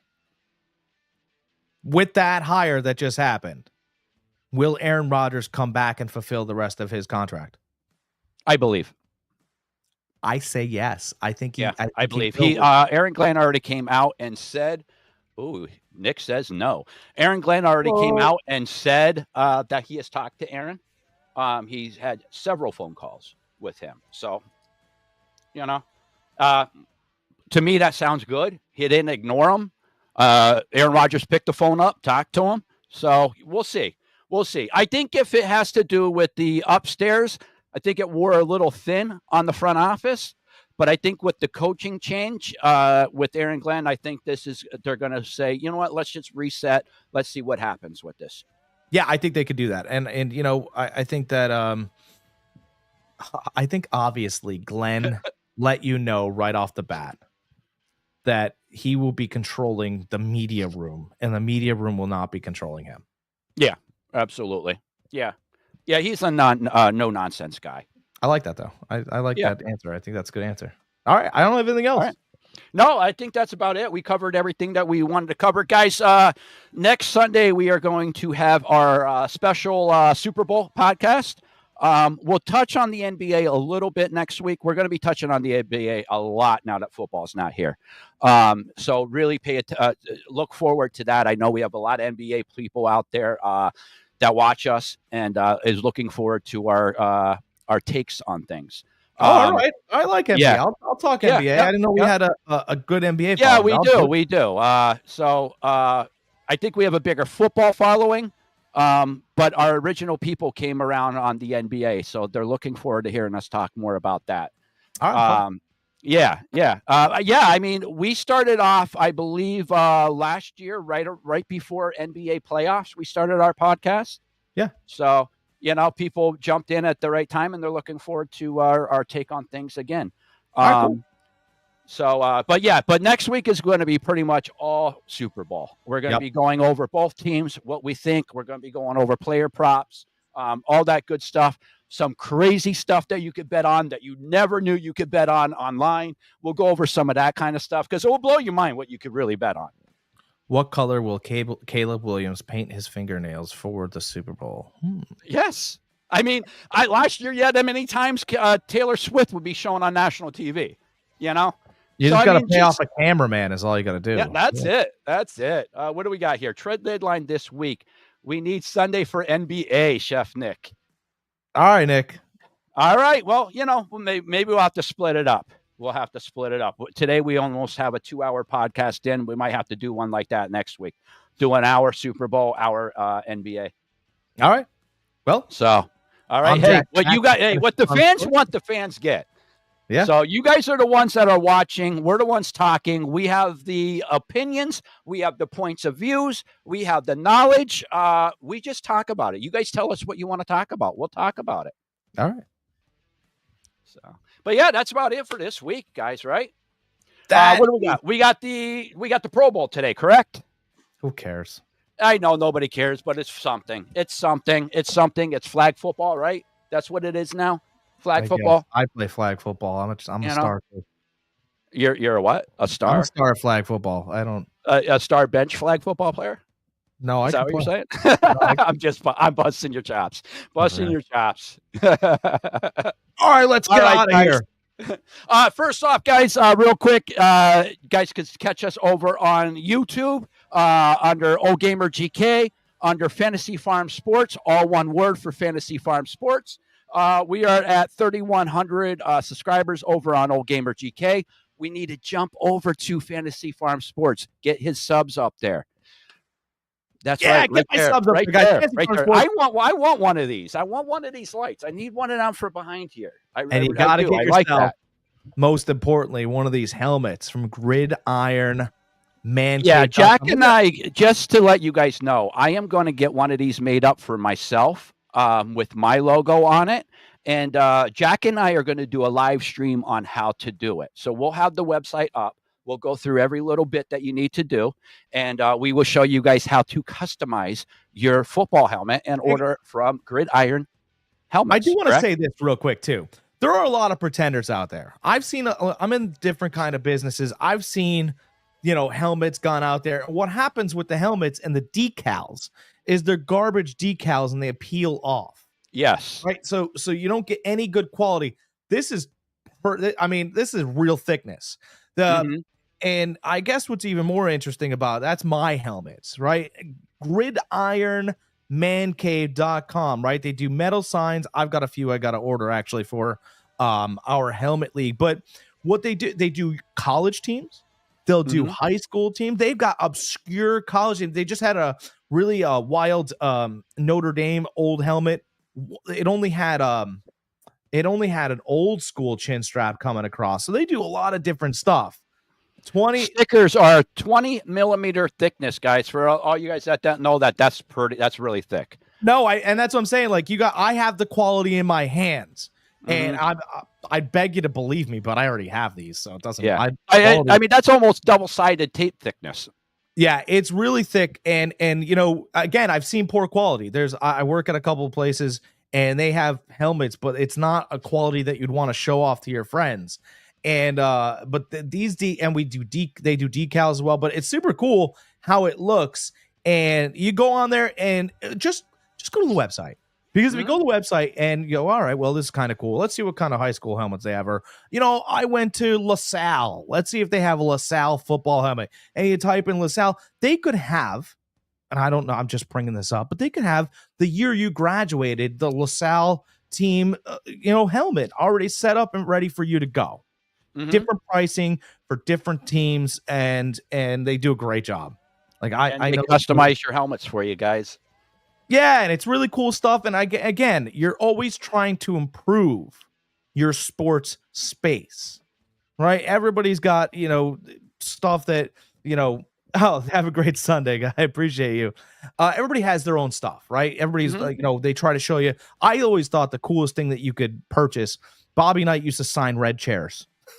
I thought that was cool because he threw one to the lady across. He said this woman looked like she needed a chair. That wasn't true. I mean, she was standing. She was standing, but I always thought it'd be a cool thing to have, right? And you want to improve your sports space. Improve your sports space with a Gridiron Man Cave helmet, right? Put that right on your bar, and you got something to talk about. I have it here on my desk. I'm super thrilled about partnering with these guys. They're awesome. Awesome. That's great. That's really good. Glad we have a great partner like that here at Every Point Sports Podcast. Yeah. So, guys, make sure we hop over there, show some love over there. Just check them out. Get the name out there. Yeah, that's what we're trying to do. Gridiron Man Cave, baby. All right, I'm out. All right, guys. Remember, guys, if you guys do like what you see, hop over to YouTube, hit that follow, hit that sub, hit that like button, and guys, be excellent to each other. Not set up for this right now. They move stuff around on us, guys. Oh my God, how could they do it? Yeah, I can't find it. I can't find my outro. There it is. All right, guys. Be excellent to each other. The outro.